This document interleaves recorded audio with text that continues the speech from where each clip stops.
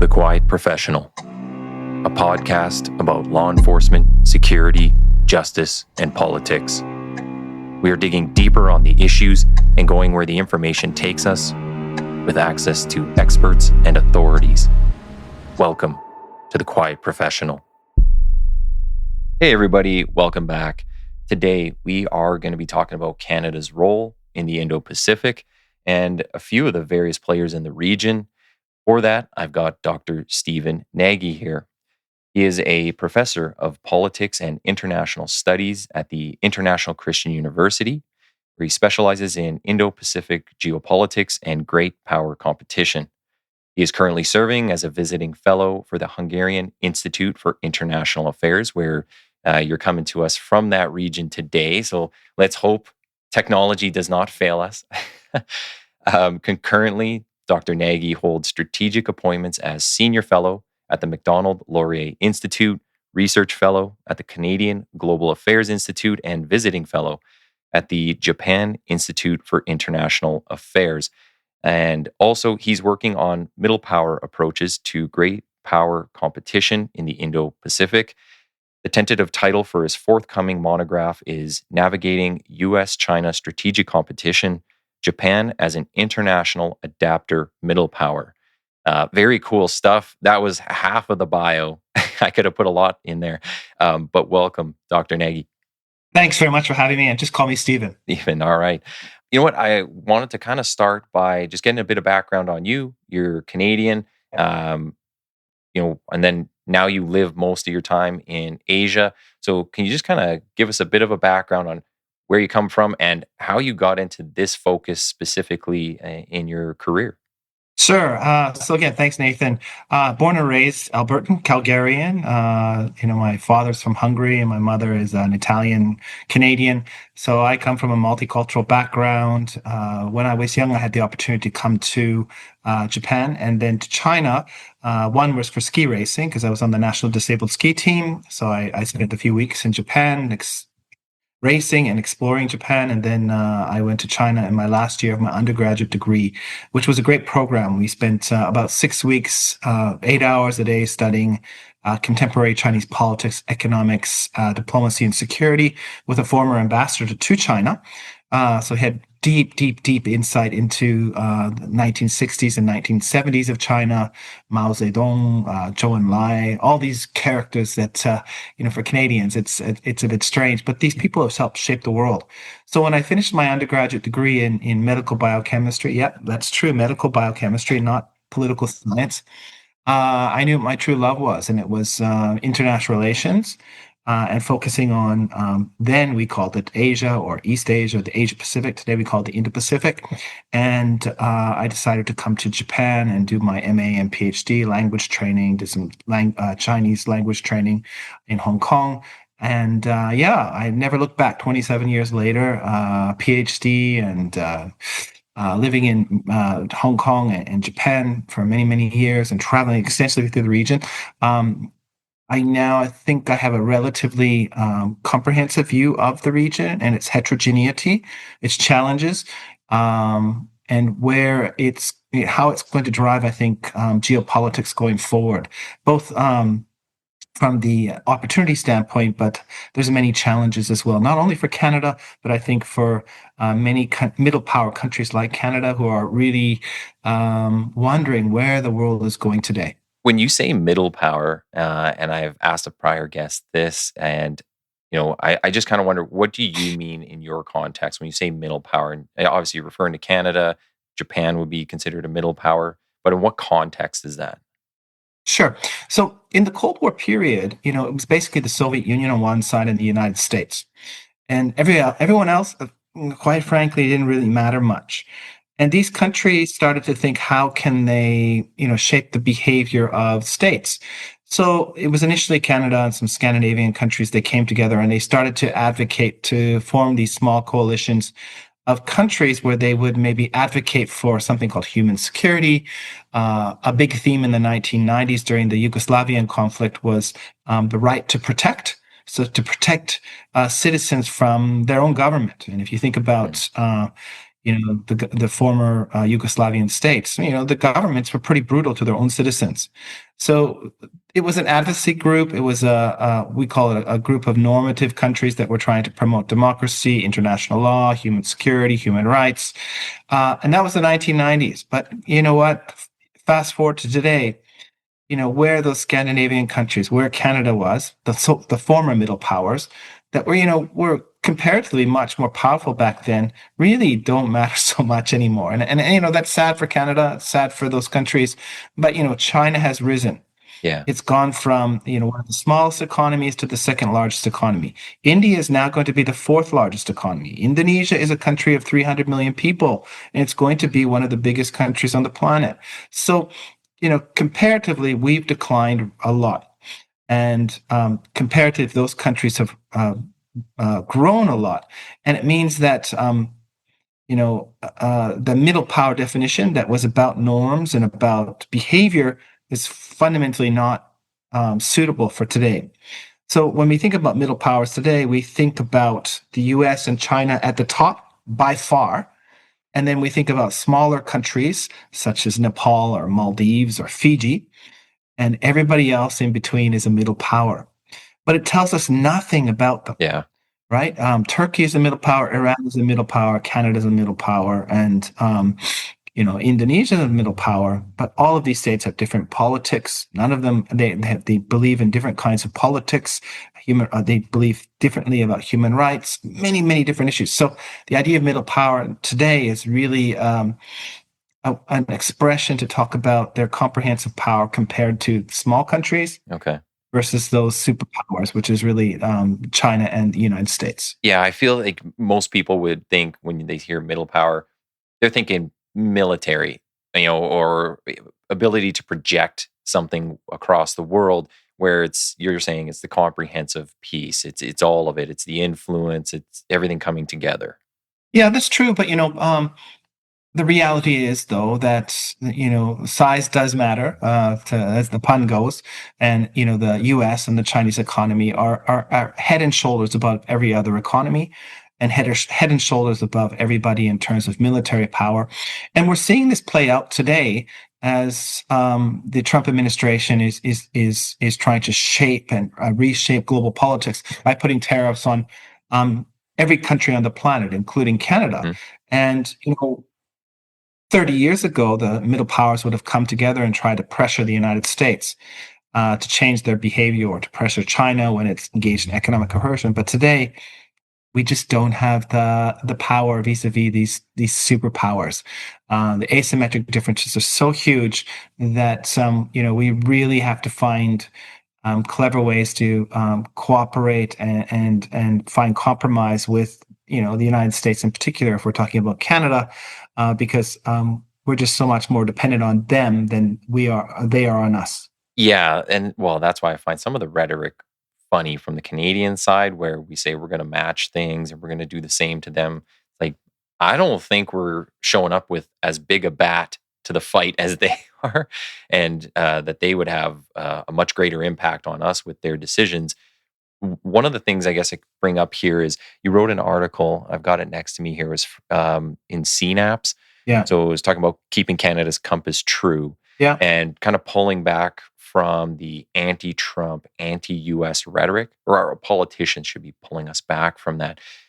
I really like this article. I would say a lot of the stuff I read from you, I think we agree. You just use bigger words and longer sentences than I do. But, I think it really speaks to where we should focus, whether that's anger or just attention, and doing that appropriately. It's like, yeah, we can be mad about them putting tariffs on or calling us the 51st state, whatever it might be. But at the end of the day, there is so much integration. I see this from the law enforcement intelligence community. We wouldn't be able to do a lot of stuff without the Americans helping us. They help us greatly. So to act like we can just pull back and we're just going to go over to Europe and they're going to be our buddies and we'll have a whole new thing, I feel like that kind of it's really missing all the stuff that we've built together with the US. Do you think when you wrote this article and where we are now, Um, do you think we've done a bit of that? Have we kind of gone back toward buddying up with the US? I kind of see that. I think it's kind of going that way. Or are we still following down kind of the wrong path with this? So Nathan, this is really great, and I'm glad you talked about your viewpoint from the police enforcement and intelligence because this is stuff we don't talk about, Hmm. right? And we don't see it. But without the deep cooperation, intelligence sharing, Canada and the United States couldn't have that open border that we have. And as much as we say, stop the fentanyl, and the reality is our border is the most open border on the planet. Yes. And this is why we have, 77% of Canada's trade with the United States and within North America. This is why we have, millions and millions and billions of dollars of goods crossing the border every day. It's because of all these layers of integration that occurs. And it's, only deepened over the past 70, 75 years. And, it's still there. That's the reality, even though President Trump has come into power in January 2025, and he's, called us the 51st state and all these different things. But those relationships are still there. And the collaboration between universities and researchers and the cross-border businesses, these are all still there. So I don't think we've seen a step back from these deep, deep, deep bonds. But I think the rhetoric out of Washington has been really hard for Canadians to swallow. We do have pride. We're a sovereign country. It kind of hurts that our neighbor has done this, especially when we put in the context of our response, for example, after 9/11, where we welcomed tens of thousands of Americans into our homes. Yeah.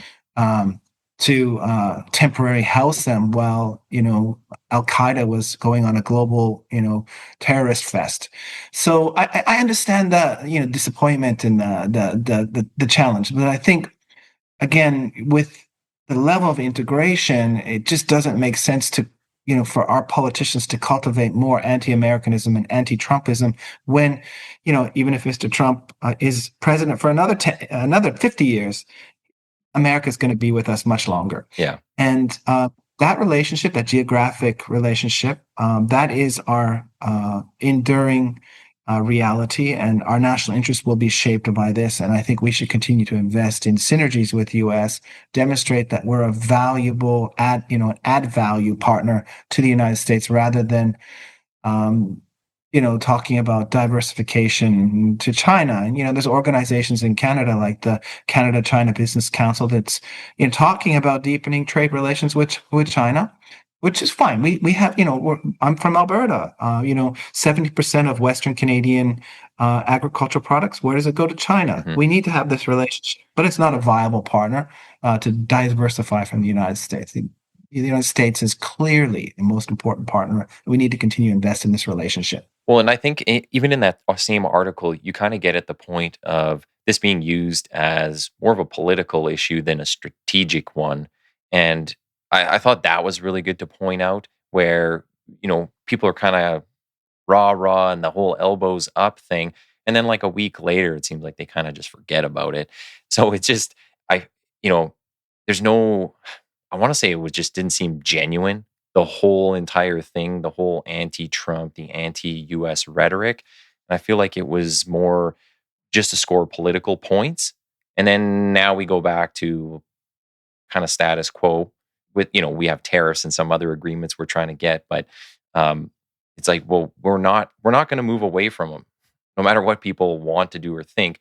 But also, I feel like some of that anti sentiment is fanned by China, by Russia. Like they're going to be looking to separate us from the US. They want to isolate the US as much as possible. Uh, do you see that as one of the major issues? Kind of what you're talking about in the article, but do you see that as one of the major issues that could come up where we isolate ourselves from the US? Um, and then we're left kind of just buddying up with China. And we know in the news there's a lot of issues with China right now. So is that kind of a problem for Canada? Are we prepared for that type of, I guess, just going down that path? So there's some great researchers in Canada that are doing work on this, like Jean-Christophe Boucher at University of Calgary, and he does a lot of great great research on disinformation campaigns emanating from Russia and China in particular. And he found in a lot of his research that they coordinate their disinformation dissemination. Hmm. Um, so right now, I'm pretty positive that both of those states are coordinating the disinformation to try and draw a wedge between the United States and Canada. This is very, very, very typical of Leninist approaches to governing and driving wedges between different political parties, and they do it by enhancing narratives, diluting narratives, and corrupting narratives. So, if we were to give you an example, enhancing the narrative that Mr. Trump is somehow an authoritarian leader or a dictator. So they're going to plug that as much as possible on social media to cause divisions in society. And then, they're going to try to dilute the more, rational side where he's, if you spoke to anybody that's spoken to him in a business meeting, he's very rational, calm and quiet, and actually pretty business oriented. So they're going to dilute that. And then the corrupting side is to try and corrupt the quality of information that comes out. So, for example, on the fentanyl issues and cross-border issues and controlling fentanyl, they're going to try to corrupt the actual real cooperation that's going on, and that there's actually a significant drop in fentanyl coming from Canada into the United States or from Mexico into the United States. So, it's enhance, dilute, and corrupt, and they're really good at this. And the research says they're going to try to drive divisions between Canada and the United States, but between Canadians and Canadians. And they do this not only in Canada, where we're from, but also in Japan, with South Korea, Hmm. Australia, and in Europe. And it's something that we need to really, really worry about, because the strength of our societies is cohesiveness because we're open. But our weakness is also the lack of cohesion because we're open. It can be taken advantage of. Yeah. Yeah, I mean, there's positives and negatives to any type of society, and it's just what somebody else is trying to leverage. They find those levers, and they seem to have found them in Canada, and they're kind of working with those. I like that you mentioned the fentanyl issue, because that is one thing here that I don't know what the RCMP is doing. I can't speak for them, but they are definitely not putting out to the public all the stuff that they know, or that I would say most police officers know now. But fentanyl is an issue, and it is going south from Canada. A lot of people like to quote the CBP numbers, where it was like 4 kilos in a whole year were found. This is where I think, and just real quick on Trump, I think he loses the audience, and people find it easy to try to discredit him. Is he'll say fentanyl's flooding south from Canada, and it's like, maybe not completed fentanyl, but precursors and other products or means of getting these things across the border. Like, it's all up here and it's all going down. Yeah, And yeah, we know Vancouver is a huge port for this. Sam Cooper just did a really big article on a bus that was tied in to Canadian drug traffickers who were getting stuff down into the US through ports. And this stuff isn't widely reported in Canada. Our politicians really don't talk about it. I get it's going to be a political issue, but I think it does a disservice to the public when we don't actually talk about these things in real terms. So sure, Trump could pass the mic to somebody that is more of an expert and could say these exact things are what we're seeing, what's coming down. Cash Patel, I think he was on a few podcasts and he was speaking about this, and he did a better job at it. But I feel like we're still missing the hard details and the hard data to actually give people the real picture of what's going on out there. I know stuff just from talking to informants, from talking to people in intelligence. Um, and it's like, we got to find a way to package that so it's safe to use and we're not going to get in anyone trouble or killed. But it does need to get put out to the public, and I feel like that is not happening. So it's tough.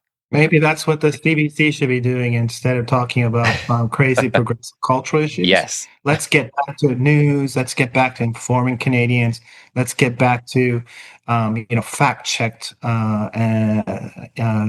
news about what's happening and informing Canadians so that they're more literate about the problems in society, rather than promoting some kind of agenda on the right or the left or on the up or the down. And that's, I feel like news organizations have become much more unreliable in that sense. Yeah. So let's switch gears just kind of to the Pacific region and Canada's place in there.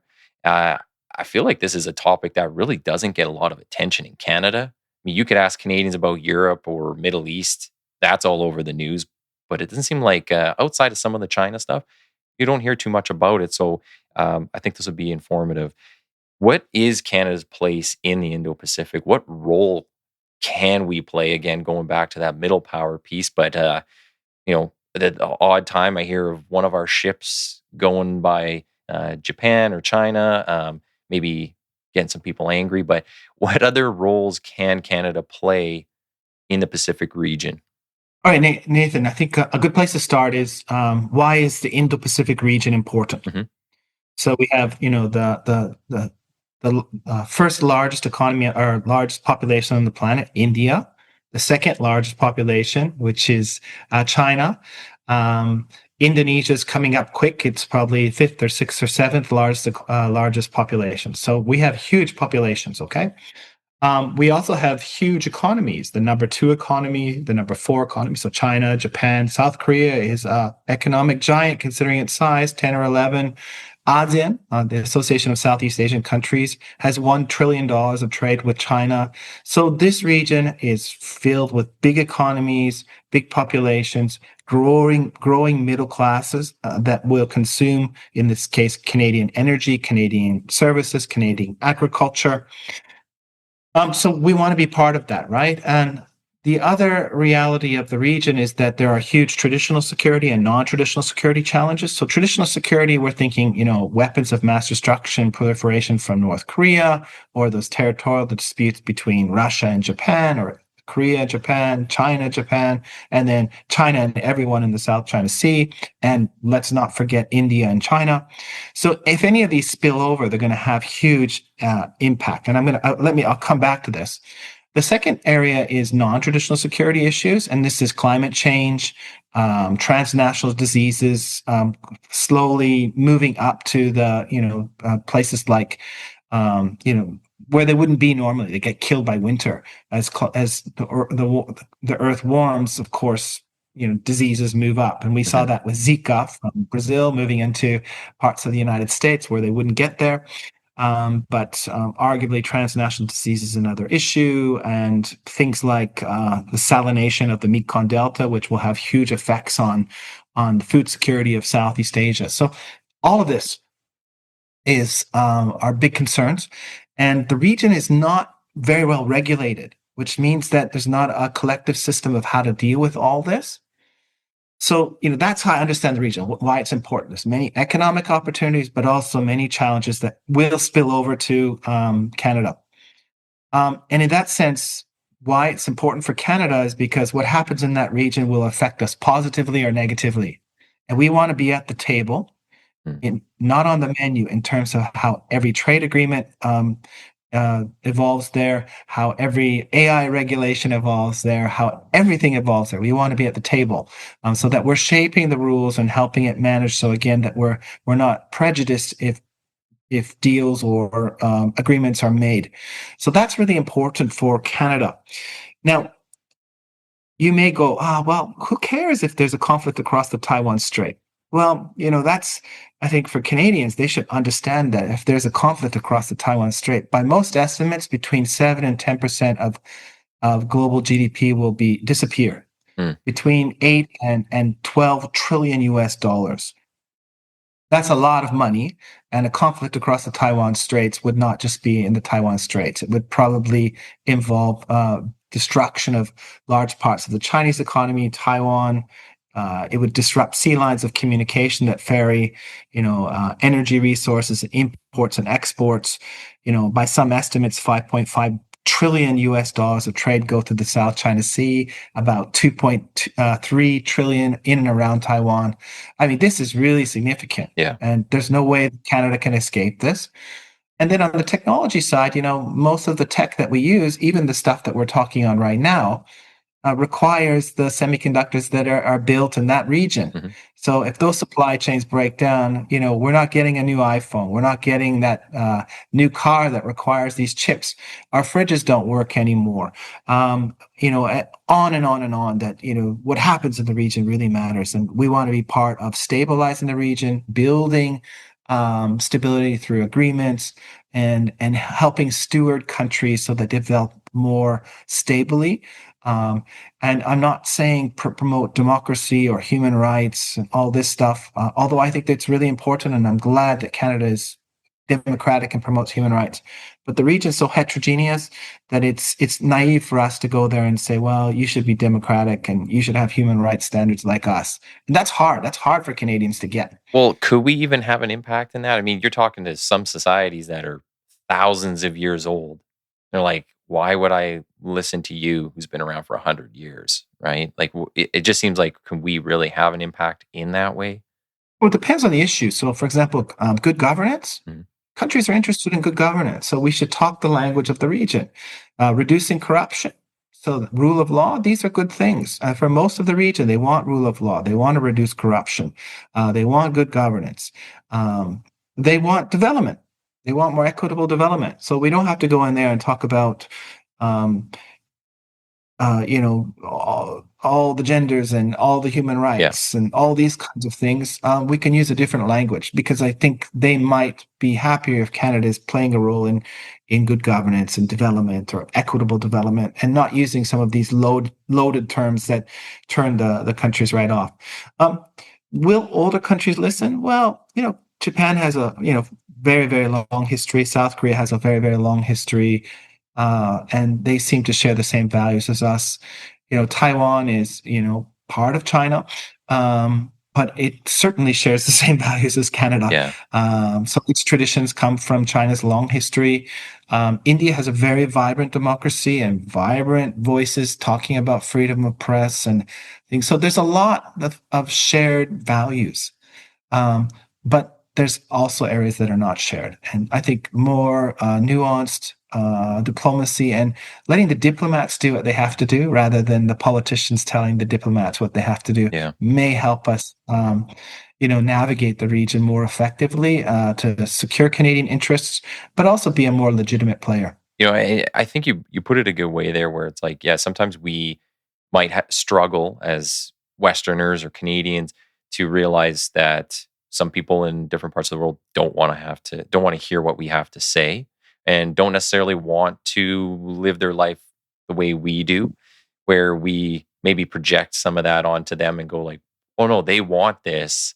Yeah. It's like, no, they don't. Like, they're happy with how they live their life. And it's not to say that one is better than the other necessarily. But yeah, we certainly try to push a lot of stuff onto other people. It's like, maybe they don't want that. One of the things I was wondering too is, or I'll start with this, is obviously, so I get Canada is a major exporter. That's our main thing. I mean, we have tons of land. We have tons of farming. We send stuff all over the world. When you look at some of the Asian countries, I mean, it's a lot of mountains. They can't grow a lot of these products. They don't have, grazing land for livestock. There's a bunch of different issues. So we play an important role when it comes to that. What I'm wondering kind of is the reverse. And you touched on some of this, but what do they provide that Canadians should be most interested in? So I would think technology is one of them. Like, they're massive tech producers. They have the knowledge and the know-how when it comes to that. Is there other things that we look to them for outside of that? So I think well, let's take a look at China, and China is often beat up in the press. And let's take a counter view. China's invested tremendously in electronic vehicles, Mm. Which, if adopted, will have a tremendous positive impact on dealing with some of the emissions that are related to gas-powered vehicles or petroleum-powered vehicles. They've done a lot on solar panels. I think These are things that I think would probably benefit Canada with some modification. We live in a different geographic and temperate environment, so I think there are some challenges with adopting some of these technologies in really cold places like northern Alberta. But still, I think some of these technologies are really beneficial. High-speed rail that is, it's all over Japan and South Korea and China. One wonders why we don't have any of this technology in Canada. Um, I'd rather spend 60 minutes on a train from Calgary to Edmonton than 3 hours. Yeah. I like those donuts in Red Deer, and I sometimes like going to Lacombe and dropping by and going through Sylvan Lake. But let's be honest, for work, I just want to get there and get it done, Yeah. right? You could see this between Montreal and Ottawa and Toronto. So why aren't we importing these technologies? I think this is another area. These countries have also developed lots of technologies to process critical minerals, and I think this is something that we need to work more synergistically, especially with reliable partners like South Korea and Japan and Taiwan. I think Canada could be a superpower in terms of critical minerals and energy. And we can still wed that with decreasing our environmental impact with better technology. So, what is the comparative advantages and partner up? Culture. These countries are very rich in culture. I've been there a long time. I love the cultures that are there. So that gives us ways to rethink Canadian identity and challenges in Canada, right? South Korea, Japan, China are a little bit more cohesive. They prefer collective action. These are lessons for Canada and how we can deal with some challenges. So I think there's a lot there that we Canadians can benefit from engaging within the region. And I just focus really on Northeast Asia, but if you go to Southeast Asia, tremendous cultural resources. I think that Canadians going there and finding out how they deal with maritime issues or environmental issues. These are good opportunities for us to learn from developing countries and how they manage things at a local cost. And then India, of course, is a fast developing country. And if you go to centers like Bangalore, tremendous technology being developed there. And maybe their ecosystem may be a good, something that we could bring to some of the provinces to become more innovative and more creative. So there's a lot there. Yeah. And it requires us to build those bridges and to have that two-way exchange that I don't think we have enough of. Yeah. Well, you know what? I'm always up for learning from other people. And I think that's how we obviously solve a lot of problems that we have. Yeah. We can't just be in a bubble here and think we're going to solve it with, the handful of people that know about an issue. We have to look outside. So I guess on that, we're not looking at disengaging from China altogether. That's not even possible because of all the supply chain and production issues. But do you think we're going the way of decoupling? It seems to be a popular word lately. Are we moving more toward that? Like, are people serious about, hey, we want less to do with them? And we're looking at partnering with Europe for a bunch of things. Maybe we integrate a bit more with the US on some other stuff. But is it possible to decouple? Do you think people are actually going to do that? So I think decouple means complete separation, and that's unrealistic. But I tend to use the word a selective diversification. So Okay. stuff that's really sensitive, we move away from China. Things like agricultural products, we continue to invest in those relationships, but we need to be very cautious because again, that economic coercion piece has come out many, many, many times between Canada and China, but also Japan and China, South Korea and China, Vietnam and China, Australia and China.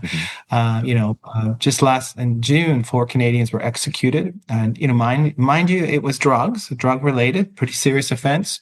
But people like Michael Kovrig and Michael Spavro spent 3 years in Chinese prisons under hostage diplomacy after the arrest of Meng Wanzhou.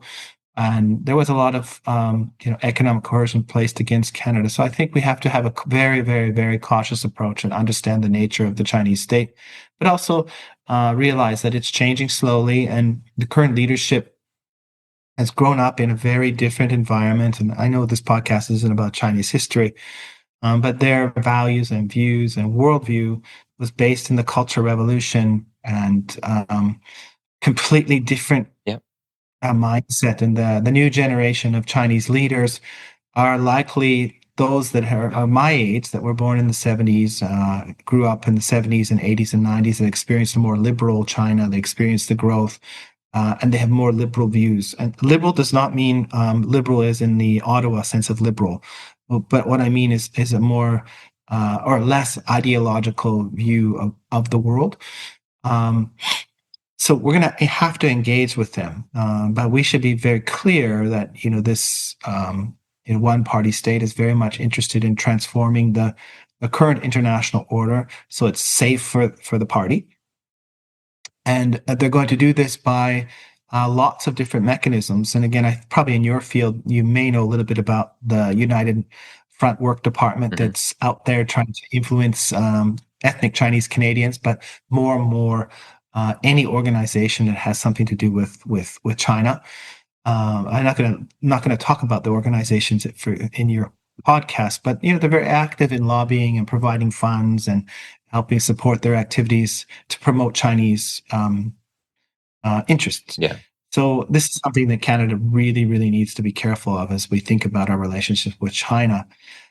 Divert, strengthening our trade relations with Europe, great. With strengthening them with Japan and with India and with South Korea, great. These are really important, but I think the core pillar of our economic foundation will always be in the North American context. Mm-hmm. And we should not forget that. We should continue to invest in that and adjust our policies in a way that, again, move us from being a liability to move us to being that indispensable partner for the United States. Yeah, and sorry, good catch me on the correction there. I should have said diversification, not decoupling. Um, Getting all these words mixed up. The One of the things I guess too on that is, so Canada just signed an agreement to share intelligence with Japan, Yeah. and we see there was an article I read. I want to say it was about a month ago. Canada was talking to South Korea about some producing some military equipment, and just wondering on those, like, you see that as kind of a one of the main areas that we could strengthen relations when we talk about the Pacific. Those are things we could go to some of those other countries for. So I'm a firm believer in the peanut butter rule. If you Mm. spread the peanut butter too thin, it doesn't have any taste. Okay.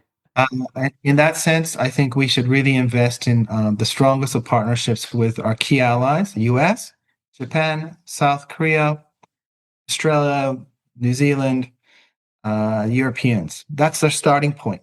Hmm. Get that right, and especially Japan and South Korea, get that right first. Then you could say, let's work with Singapore. Let's work with the Philippines. Okay. But we got to get it right first. We got to get the credibility and sustainability first. And then, we can spread, the areas of cooperation to other countries or political entities. By trying to be everywhere, we're actually nowhere. Yeah. And, you're in the police force, right? So you put everybody all over the city of Edmonton, you actually can't deal with the challenges that are usually concentrated, right? Yeah, the bigger challenges. So again, your experience, probably what I'm saying is really just matter of fact. What's this dumb professor saying? But I think the instinct of countries is to be everywhere all the time, and I think Canada's a small country. To be frank, we don't have so many resources. Hmm. We need to make sure we spread that peanut butter so it has the best taste. It's a conversation I had with the guys from the Spies Like Us podcast recently, and just talking about, like, what are we doing for foreign intelligence? Why don't we have that component? Why aren't we going out and learning about the world elsewhere and dealing with things there? So yeah, and it comes down to a lot of resources and history, but then there's also, like, political will, and what does the public want? Do they understand it? Are we educating them on these things and saying, like, this is important for these reasons? And I find a lot of the time that's kind of what's been missing. um do you, and speaking on the intelligence side of things, sharing intelligence with Japan, do you foresee them joining the Five Eyes at some point, being the Six Eyes or whatever they want to call it, or maybe they change the name? But do you think that we'll ever have a country that is outside the U.S., going to be outside the Commonwealth and joining? Well, I think Japan has lots to offer, especially in terms of its understanding of the region, and in particular China and Korea and Southeast Asia. So I think that they could offer a lot. The challenges of Japan joining today is I think that Japan's moving into a period of unfortunately, I think, political instability, which means they won't be able to take the kind of decisions that they need at the legal level to close the loops to make intelligence sharing much more cohesive and protected, right? Ultimately, you share a secret, and it has to stay in that bubble. So I think they have some domestic legislation challenges that they need to deal with, and there's a bit of a language issue that can be overcome. Mhm. But I think there's also some political divisions in Japan at this particular stage of where they want to take the country. And I think they're going to be with us for probably another 10 years. And what I mean by this, there are people that really lean strongly to the United States and are committed to that relationship. And then are those that believe that, there need to strengthen the relationships with China and have a more equidistant position between the two. And an equidistant position between the two obviously is not compatible with, I think, the Five Eyes format. Okay. And so if they were to do that, is that just kind of playing more like Switzerland? Like they're looking at not being so involved in the back and forth between U.S. and China? Well, there's some political parties in Japan, think that in an equidistant position is ultimately the best position for Japan. I don't think that's the majority view, but they tend to, when there's political instability, they tend to come to the forefront, which makes intelligence cooperation a little bit more difficult. But what we've seen over the past 12, 15 years, at least since the late Prime Minister Shinzo Abe was in power, that Japan started to put real political capital into defense partnerships, into creating visions like the free and open Indo-Pacific, in terms of articulating clearly the value and importance of Taiwan in not only Japan's security, but the global economy, and trying to build partnerships, like you mentioned, intelligence sharing between Canada and Japan, but they also formed those reciprocal access agreements with Australia, with the Philippines, with the UK, understanding that their approach to security has to be almost my friend Fukushima Kiko calls it a lasagna approach. Mhm. You have base, which is based on the U.S. Alliance, but then you have all these different layers of partnerships that enhance your security and bring value to all the different partners.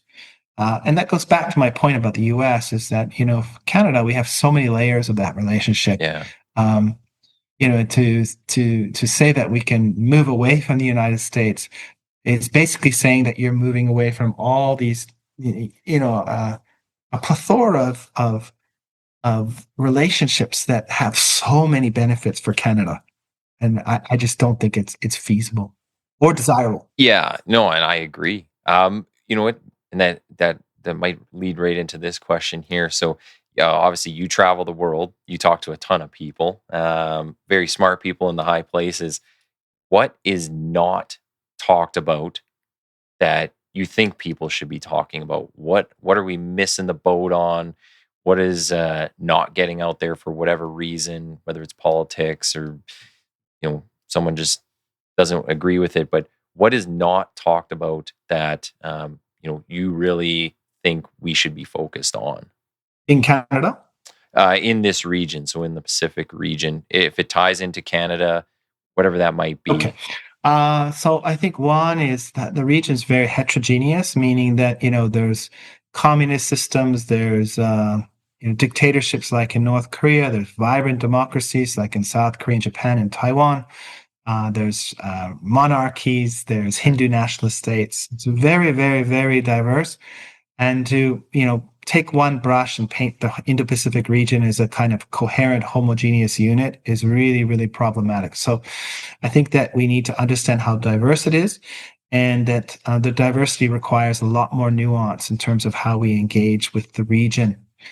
So South Korea and Japan and Taiwan obviously share a lot of values with us at open institutions. So, they're much easier to work with. Um, the Southeast Asian countries much more complex, right? Because there's so many different states there and levels of development. And then India is a rising life state. Okay, I was gonna say, like, oh, is that what you see from our politicians? Is that how they are? Like, they go over there and they kind of just have one mindset? Yeah, there's not a lot of nuance, Mhm. and it's it's somewhat understandable. If you're a Canadian diplomat, you go to Beijing or Shanghai and you see these glorious cities that have risen out of nothing since the 1990s, but you're not going into central China and seeing the reality of the state. Yeah. If you come to Tokyo, you're going to go, oh, wow, look at all, the crazy streets, all the people. You go to Shibuya, you see the Shibuya crossing with all the young people, and you go, what demographic crisis? But you go to the countryside, my God, the average age is 80. Yeah. The font is disappearing. You go to Southeast Asia and you go, wow, this is booming. But in Southeast Asia, they have many demographic problems, right? Mhm. Thailand, Vietnam are aging. Philippines, Indonesia, big populations, lots of young people, but not enough good jobs. India, apparently they'll have 800 million people under 30 by 2035. Well, that's great, but they're not going to have 800 million jobs. Yeah. So this goes back to my, understanding of the Indo-Pacific, that it's very, very, very diverse, and there's many challenges there. And if we're not part of the process of creating stability there, it's going to be even more unstable, and this instability will spill over to Canada, whether it's a refugee crisis, whether it's conflict, whether it's semiconductor shortages, or things like we saw in the COVID-19 pandemic, supply chains breaking down and we can't get medical equipment. Mm. This is why the region matters. And that makes me think too, like, if you say, okay, these are going to be the largest economies in the future, but then when you look kind of under the hood, they have all these demographic problems, we'll say. Yeah. There's issues with jobs, there's issues with housing, there's issues with uh, not enough females in some societies. Like, so Yeah. there's a lot of stuff going on. So, do we still foresee them as the biggest players in the region, or is it something that might be a quick collapse? Uh, could you frame it that way or no? So Goldman Sachs came out with a report maybe a month ago, and they were projecting up to 2075. And the biggest economies on the planet was China, India, and the US in that order. Hmm. But the U.S. economy was equivalent in size to those countries, and that tells you a lot. That a country 1.2 billion people in a country of probably 1.5 or 1.6 is producing about as much GDP as a country that is one-fifth the size. Yeah. Yeah. I'm trying to illustrate that that what's under the hood is not actually that great. There's productivity challenges, there's developmental challenges, there's huge problems with gender inequality in these countries. Hmm. There's the aging population, not enough young people. And then there's challenges with food security and energy security and water security. So that linear trajectory, we can make those guesses, but I think over the longer term, the strengths of the U.S. and North America are going to continue to shine. China's huge, and it's invested tremendously in a lot of different technologies and education. So, even if it has demographic problems, its size is going to make up for some of the quality. Japan and South Korea are going to be much smaller in 30 years, probably lose 25 million people. So, this will impact a lot of different aspects of their society. So, yeah, I think understanding that it's not a linear development process is really important also for Canadians to understand. And the Asia that we see today will certainly not be the Asia or the Indo-Pacific that we experience in 30 years. Yeah. And just as we're kind of coming up to the end of time, I think that's probably a good point to end on is, I really just hope that we become a little more educated and we ask some better questions out there. A lot of this stuff is new for me. Like, I'm trying to understand some more. That's why we get guests like you on. But I would like to see more of this in the media, more from our politicians, having real discussions and explaining this stuff. Like, why do we engage with this country or these people? Why are we choosing to, make whatever decision we are? Like, give us some detail, give some nuance. And right now, I think that's almost non-existent in a lot of respects. And it just, yeah, we end up going down the path of screaming and shouting about the US or whatever other, hot button issue it is of the day. And yeah, I just don't think it does us any good. It definitely doesn't make us smarter. I live abroad, so I'm speaking as a Canadian abroad, watching Canada's politics from abroad. And what I've noticed is that stakeholders in Canada now are advocating for not Canadian national interests, but often they're advocating for their ancestral lands' national interests. Mm-hmm. And this is a problem. It's a real problem. It's because we don't have identity here. I think we have identity. Canada was built on good governance, peace, and stability. Brian Crawley at the Macdonald-Laurier Institute has produced a report on this, comparing the U.S. founding principles in Canada. If you haven't watched his video, I encourage you to watch it because he's really articulated about it. But that's Canada's raison d'être, right? We want good governance, we want public health care, we want cohesive society. I think we want safety. We're interested in a lot of different things that gives us a cohesive identity. I think we try to welcome everybody, but going back to my point, we have to build a national identity that focuses on Canadians' national interests. Yeah. And this is increasingly difficult because we see constituents pressuring their local politician to vote on issues that are not in Canada's national interests. Yeah. And I'm not going to give you any examples, but Canada's national interests in the Indo-Pacific are really much about being at the table and making sure that we're shaping the region. Our interests are not necessarily, I don't think they're directly tied to the Middle East whatsoever. So why should we invest so much energy in these areas, right? Yeah. And I know this is hard, but leaders have to lead and have to say, well, our Canadian interests are these. Your personal interests may be these, but us investing our limited political capital, diplomatic capital, our limited budget in your issues is going to take us away from the priority issues for Canada's national interests. And I think that this is something we need to really focus on moving forward. And we see it all the time I'm sitting on the Canada-China Commission that I sometimes speak at, or other commissions. Well, the politicians are playing gotcha politics. What do you mean you said this? What do you mean we need to have a different plan from the United States? What do you mean we should cooperate with China? We can't have a zero-sum approach. Everything in the world is a little bit more gray. And I think Canadian national interests need to be informed by understanding the grayness or the heterogeneity that I mentioned, rather than black and white approaches to our engagement in the world. I think they would do themselves a huge favor, especially the politicians, if they said what you just said. So, Stephen for Prime Minister, that's what we need. Yeah, I probably have too many skeletons in the closet for that. Just as we're coming up to the end of the time here, I want to make sure I give you some space to just talk about some of the projects or things you got going on. So what's coming up for you? What's next? My forthcoming monograph, again, as you mentioned, is called U.S. Navigating U.S.-China Strategic Competition. Japan as an international adapter middle power. So I use the word adapter as Japan connects different kinds of countries: Vietnam to the United States, ASEAN to the U.S., India to Australia. So it's not wedded to this like democracy first or human rights first. It's wedded to creating bridges and acting as an adapter between states. I think it's super interesting because I go through chapters on security, trade and economy, development, infrastructure, connectivity, technology.